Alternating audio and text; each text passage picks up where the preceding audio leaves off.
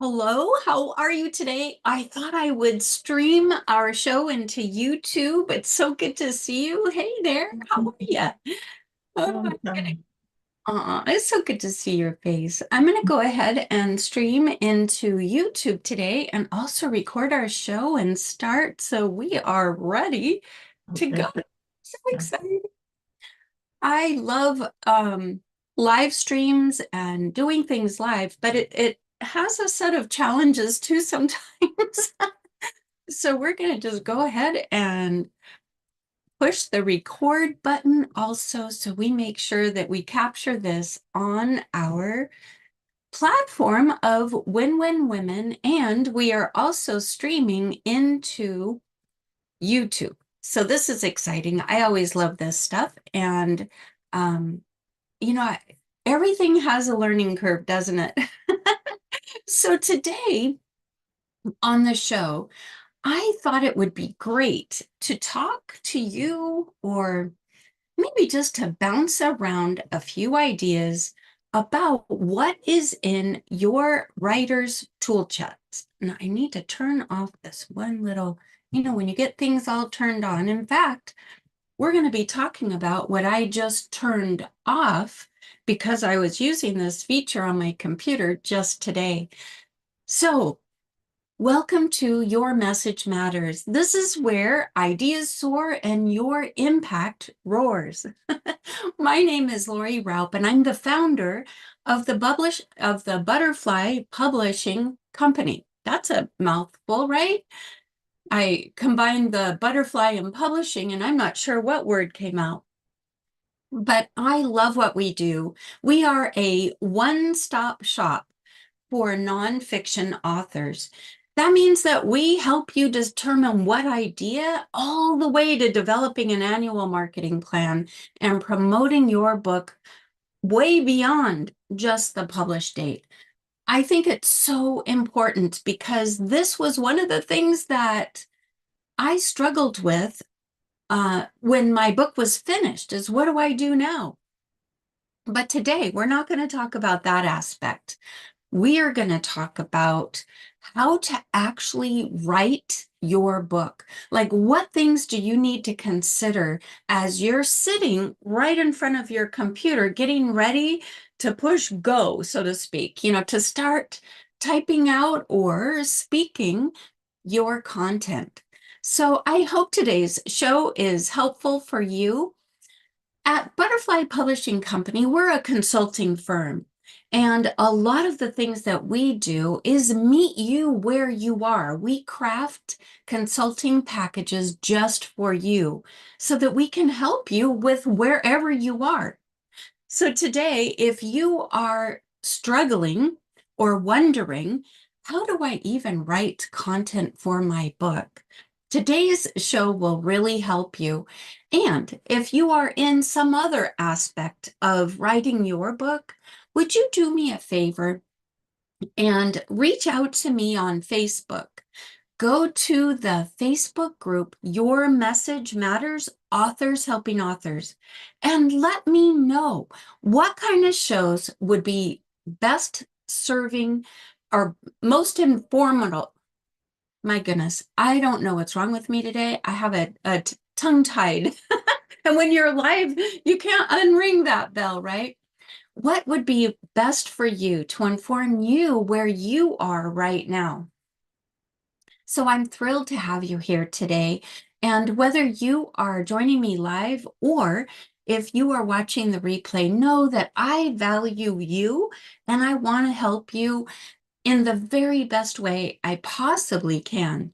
Our focus here is crafting nonfiction masterpieces. These are your works to express your feelings, your thoughts, your um, valuable experience to add value to others so that you can create your own literary masterpiece. Maybe I just need to take a really deep breath and calm down. Sometimes I rush around before the show because this is live, right? And I try to get all of my ducks in a row for the show.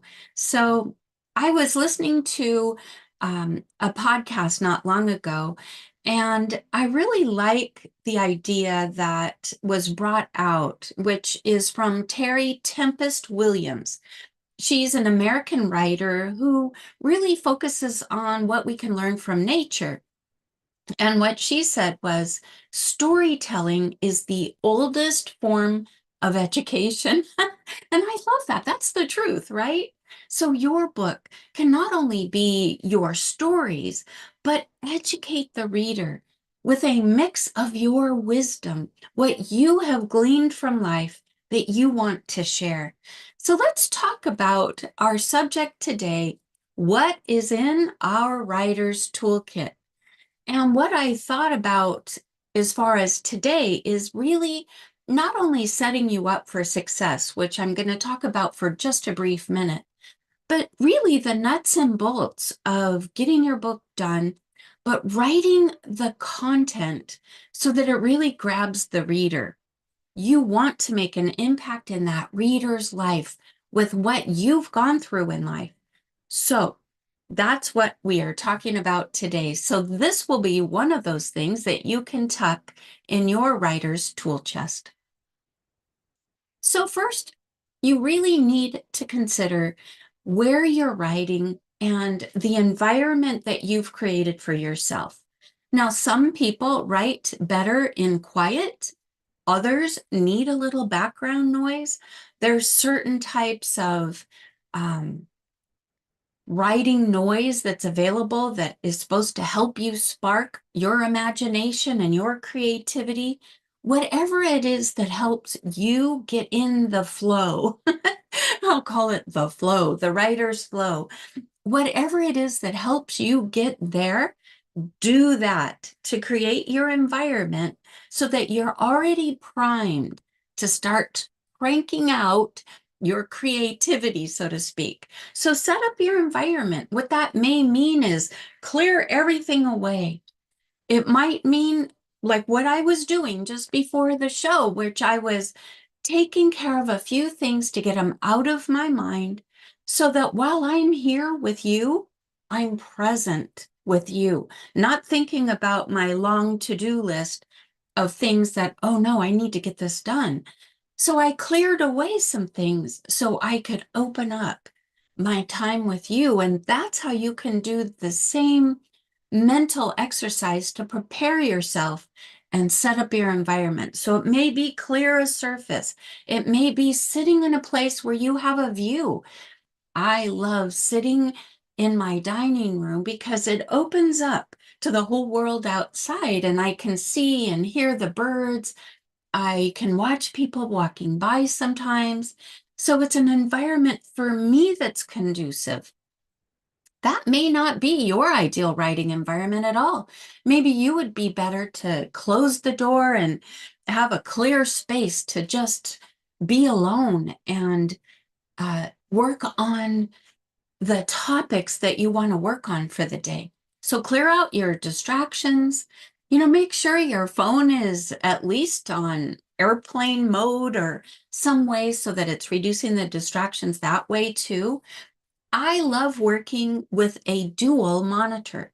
So I can have what I'm working on right in front of me, but I can have a separate monitor. Sometimes I even work with two separate monitors besides my computer so that I can research or look up or see different tools. Or the other thing I really like to do is while I'm creating my content, I sometimes get off course. You're going to find yourself doing this too, and kind of going down a rabbit trail.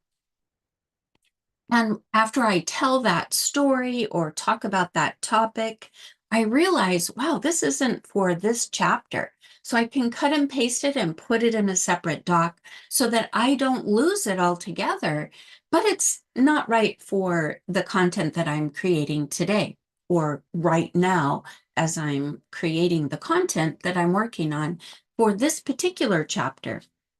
So the other thing I think in preparation is I always have a notepad next to my desk or next to my computer. So if something comes to mind that is on that massive to-do list that we all have, right? Then I can jot it down and remind myself, oh, I need to call somebody. I need to take the trash out. That's my famous thing, or do my laundry or work on my yard. Whatever it is that I was like, oh yeah, I need to do that today. I can write it on my piece of paper or notepad right next to my computer so it's out of my mind and I can get right back to my task at hand. The other thing I think in preparation to writing is to know what you're trying to create. I believe that all good writers are also good readers. And if you have favorite books that you or favorite authors that you follow, maybe you like the style of formatting and crafting a chapter. For example, when I read John Maxwell's books, there is like a topic for that chapter. Then he gets in a little deeper within the context of that chapter. And then he always has reflection questions. And I love that. So if you have a favorite author that you're following and you want to write in a certain format like that, it's good to keep that in mind as you're crafting what you're doing, because as you're crafting or telling stories or making your points, one of the things you can do is bold a section because maybe that's the focus of your chapter, but also a place that you want to anchor a thought with reflection questions. Or maybe you like quotes. I love quotes. You probably already know that about me. So another thing is you may keep a quote as part of your chapter heading. You might have a quote there that exemplifies the point you're trying to make for that chapter, and keep that in the forefront of your mind. And when you get to the end of your free flow, I want to call it, um, it's important not to just keep stopping and going, oh, wait, I misspelled that word, or, oh, I need a period there. Don't worry about those things. Write in a free flow or voice in a free flow. You can go back to these things, but if you want to make a quick note, thinking, hey, this would be a good reflection question or something I want to emphasize, then there are many, many ways you can do that. But you might want to highlight that one thing that pops out to you as you're creating. So now, how are we going to get our content out? Well, we can type it on our computer. We can handwrite it. There are tools now that will take your handwriting and transcribe it into a computer document. That's a beautiful way to do it. If you love writing by longhand, it's nice to know there's tools like that available for you. I like voice to text. And so my computer I'm working on, the one I'm shooting this program on today, is a MacBook Pro. And under accessibility, you can have a voice control and toggle it, which is what I just turned off a minute ago because I was using it just this morning. And you can toggle that on so that everything you say, it types out.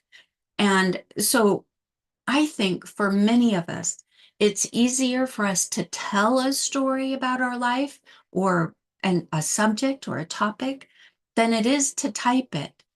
I can type pretty fast, but my fingers do not keep up with my brain. I can tell you that for sure. So that may be another way that you get your information out onto the page. Now, you also want to follow along with your outline. I oftentimes have my outline available too, or I put in the top of my document what the point of this subject, of this particular content is for. What is the point I'm trying to make, and how do I need to make it?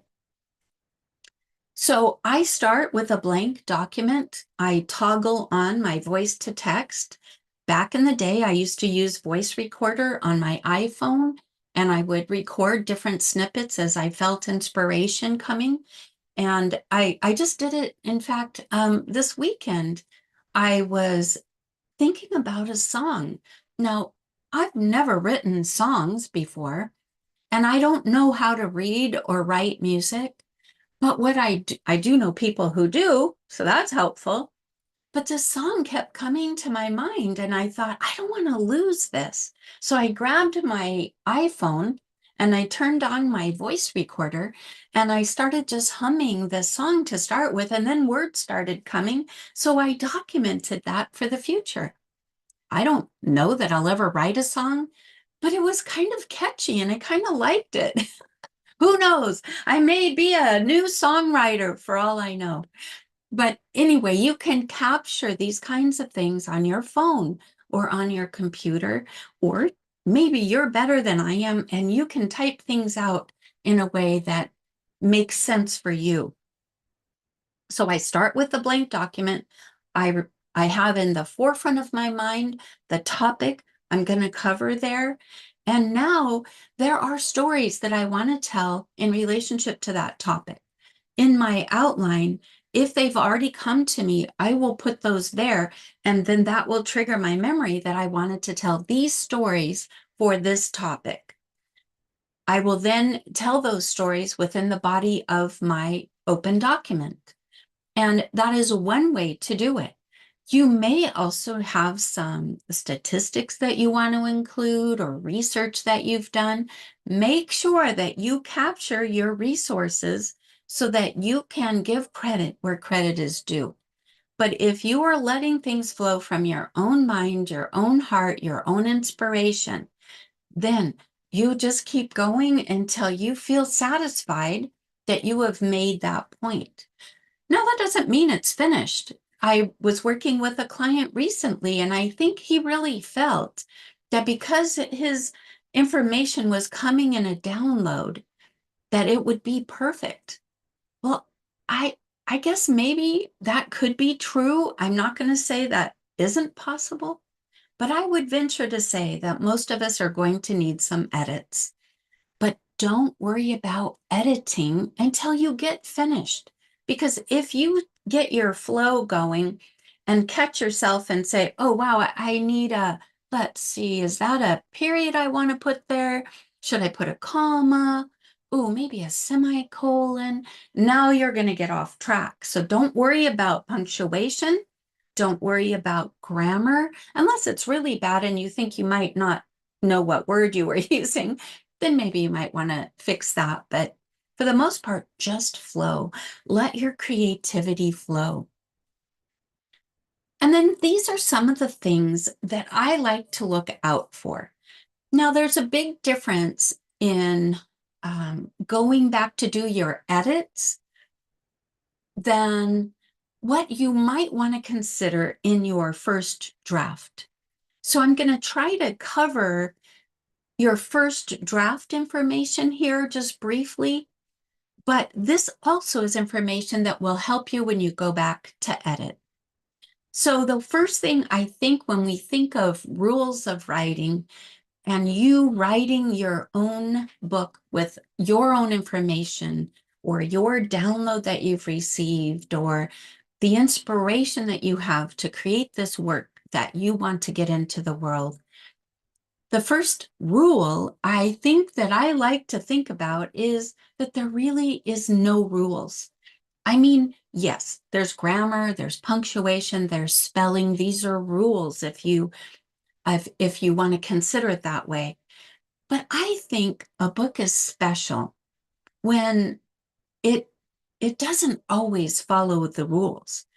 Like when you think about a textbook, you want to have the highest level of rules in mind when you're creating a textbook. But this kind of book, which is your heart, your inspiration, your life documented, keep in mind that you may have one sentence with a lot of white space above it and below it and even on the sides. You may want to highlight something special, a quote, a verse, or something that may kind of fall in the outside the box thinking, right? that it doesn't really fit into a rule, if you will. So keep in mind that yes, there's rules to follow, but it's okay if you veer off some of the tried and true ways. So I'm going to talk to you about some of those rules that you might want to try and follow. And the first one that I hear a lot is show, don't tell. And when I first heard about this concept, I thought, well, what does that really mean? And I believe that it means that you are showing the actions and the emotions and the descriptions that are being taken in the process for our use in nonfiction books rather than just stating facts. I did this. You can create and paint a picture about where you were when you did what you did, you learned what you learned. I think for me and the way my mind works, I have a harder time showing than telling, if you know what I mean. I always think about my Alfie moments in life where I've had this big epiphany. And I remember a special time in my life where I it was a major turning point.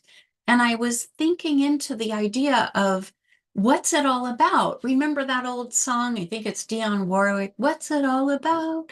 Alfie. I'm not a good singer, so don't shoot me if I'm not good at that. But I think it would run into my mind a lot. Like, what is life all about? And that was a moment for me in time. And I can think about it. I know where I was. I was in bed. I woke up. My bedroom looked in a certain way. But is that important to you as the reader? Sometimes it might be, and other times not so much. Maybe I would share with you what I was going through at the time. It was a pivotal time in my life before, we'll just say before the stuff hit the fan and created a whole lot of more things in my life. So that's one thing to keep in mind, that I think it helps the reader connect to you better when you can show them what took place rather than just tell them. The other thing that is one of the common rules that come up a lot when people start talking about writing is the overuse of adverbs. So a verb is an action word that describes what is happening with the subject or the noun. And I don't know about you, but it was a long time ago before it's been a long time since I was in school and learning English and how to write and all of these things. So an adverb complements or explains further what the verb is saying. And let me give you an example. A lot of times these words end with ly and they modify the verb or the adjective or the adverb. They are modifiers. The adverbs modify. And they can be a very useful tool, of course, but if you have too many of them, I think it speaks volumes for inexperience. And so do be cautious. If you can change the verb to make it sound better, do that rather than adding an adverb. So what do I mean by that?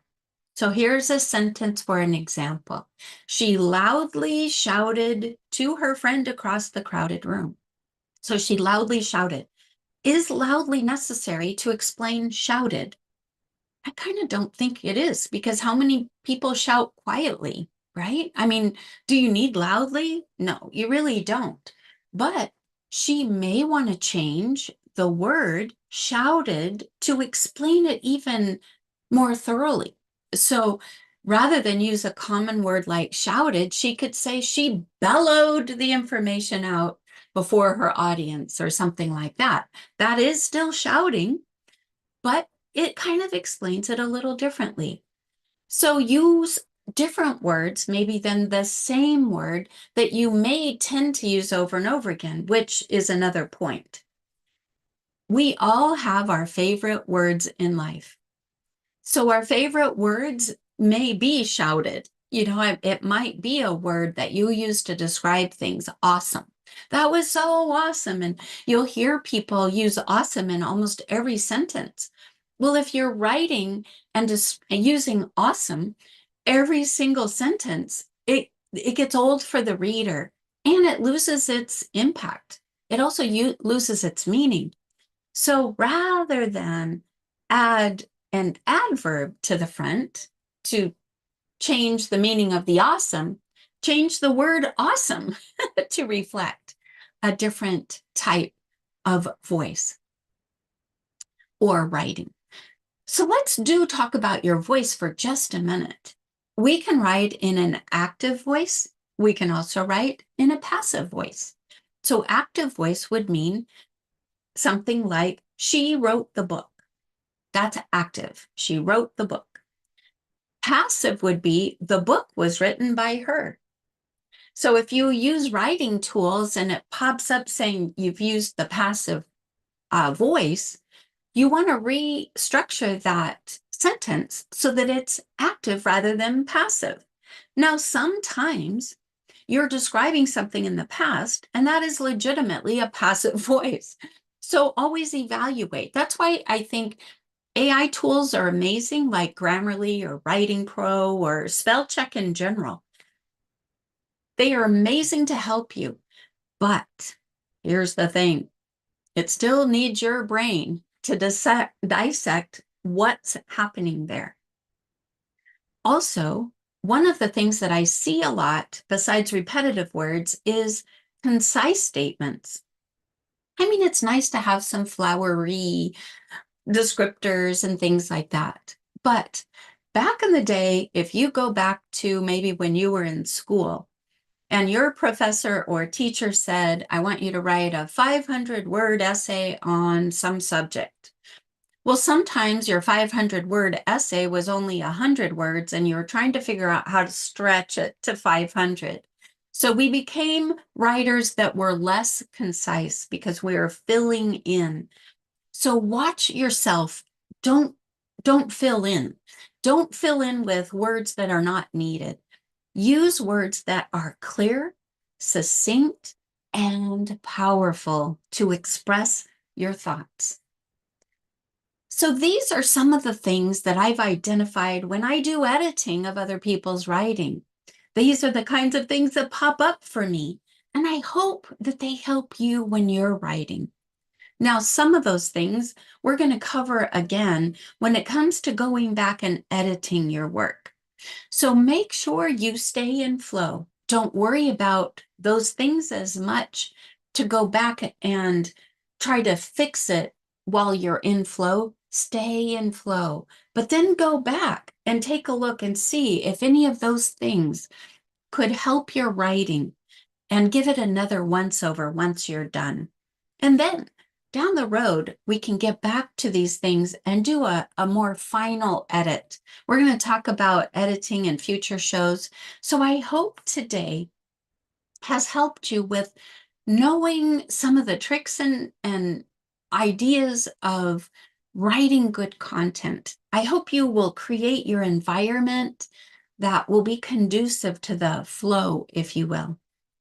I really appreciate all of you that watch this program, and I hope to connect with you in some other way. But if you need help with your writing, or you've already written your book and would like another set of eyes on it, I love what I do to help authors make their book more reader-oriented.